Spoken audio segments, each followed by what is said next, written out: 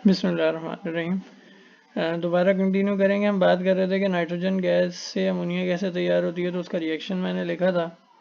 और अब मैं आपको बताऊंगा कि इस इक्वेशन को के बैलेंसिंग करनी पड़ती है। स्टोइशियोमेट्री हमेशा एक बैलेंस इक्वेशन से की जाती है। तो सबसे पहले तो हम इसे बैलेंस कर लेते हैं। यहाँ 2 लगाएंगे तो नाइट्रोजन बैलेंस हो जाएंगे, और फिर हाइड्रोजन जो डिस्टर्ब हुए हैं, जैसे 2 3 6 हो गए हैं, तो यहाँ 3 लगाने से हाइड्रोजन भी बराबर हो जाएंगे। तो अब क्या करना ये है कि आपसे कह रहे हैं नाइट्रोजन गैस के कितने मोल्स चाहिए होंगे अमोनिया गैस की प्रिपरेशन के लिए। अमोनिया गैस के 2.5 मोल्स के लिए। तो सबसे पहले क्या करेंगे, हम नाइट्रोजन और अमोनिया के दरमियान में एक रेशो बना लें, जिसमें हम इक्वेशन के गिवन रेशो को इस्तेमाल करेंगे। तो इक्वेशन के हिसाब से नाइट्रोजन जो है वो 1 मोल इस्तेमाल होता है, तो अमोनिया के 2 मोल रेडी होते हैं। सवाल में हमें 2.5 मोल्स अमोनिया के दिए गए हैं, तो 2.5 मोल्स यहाँ रख दें, और इसके लिए हमें कितने मोल्स नाइट्रोजन के चाहिए होंगे उसे x कंसिडर कर लें। तो इससे ये होगा कि अब आप x को सॉल्व करने के लिए क्रॉस मल्टीप्लाई करेंगे, और x की वैल्यू हमारे पास 2.5 अपॉन 2 की कैलकुलेशन से आ जाएगी। ये हमारा जवाब होगा।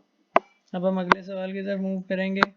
इसको सॉल्व कराने से पहले आपको बता दूं कि इसमें प्रोटॉन नंबर जो दिए गए हैं, इससे भी हिंट्स मिल जाती हैं, लेकिन आपको मैंने मोनो एटॉमिक आयंस और पॉली एटॉमिक आयंस की एक टेबल बना के आपको कुछ लर्निंग करवाई थी। इस सवाल को टोटली उसकी बेसिस पे करें, या आप पीरियोडिक टेबल की मदद से भी इसको चेक कर सकते हैं। इसके अलावा किसी और मेथड की तरफ नहीं जाएं।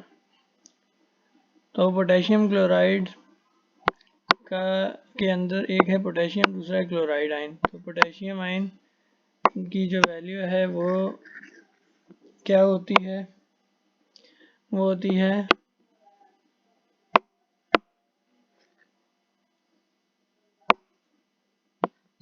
पोटेशियम आयन होता है +1 और क्लोराइड आयन होता है -1।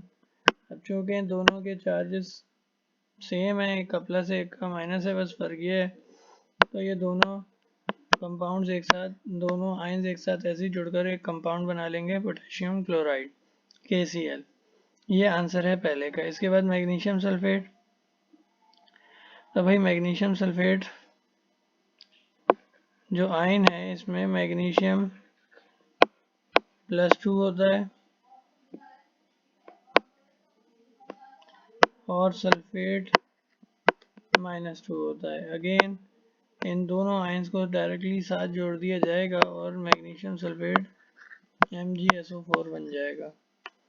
इसके बाद अगला जो है वो लिथियम हाइड्रोक्साइड है। तो लिथियम हाइड्रोक्साइड में लिथियम +1 होता है और हाइड्रोक्साइड -1 होता है, तो दोनों साइन सेम है, तो लिथियम हाइड्रोक्साइड भी LiOH सिंपली बन जाएगा। एल्युमिनियम हाइड्रोक्साइड में एल्युमिनियम का चार्ज होता है +3 और ऑक्सीजन का चार्ज होता है -2। ये दोनों अगर आपने इनके चार्ज बैलेंस करने हैं तो इनके चार्जेस को क्रॉस मल्टीप्लाई करते हैं, यानी कि ये जो 2 है ये एल्युमिनियम के साथ चले जाएगा, और ये जो 3 है ये इधर आ जाएगा, यानी कि Al2O3 एल्युमिनियम ऑक्साइड का फार्मूला बनेगा। नेक्स्ट है सोडियम नाइट्रेट। सोडियम नाइट्रेट के लिए आपको सोडियम आयन जो कि Na+1 है और नाइट्रेट आयन जो कि NO3-1 होता है, ये पता होना चाहिए बस। इसके बाद इसको चूँकि दोनों आयन सेम है, तो सोडियम नाइट्रेट का फार्मूला भी NaNO3 हो जाएगा। ये हमारे पास आंसर्स थे। अब जो है वो हमारे पास अगला सवाल है, पूछा गया है fluorine is an element which is required for strong teeth. Calculate the number of atoms present in 500 grams of fluorine. आपसे नंबर ऑफ एटम्स पूछे गए हैं, तो नंबर ऑफ एटम्स मालूम करने के लिए आपको ये पता होना चाहिए कि ये एटम्स का मतलब यहाँ पर पार्टिकल्स हैं, और जब भी लफ्ज़ पार्टिकल्स या एटम्स आइंस मॉलिक्यूल्स की तादाद होता है तो आपके जहन में जो चीज़ आती है वो है एवोगैड्रोस नंबर, जिसको हम कहते हैं Na। तो इसके अंदर जो हम फार्मूला इस्तेमाल करेंगे वो Na यानी एवोगैड्रोस नंबर से एसोसिएटेड होगा। तो भाई आपसे कह रहे हैं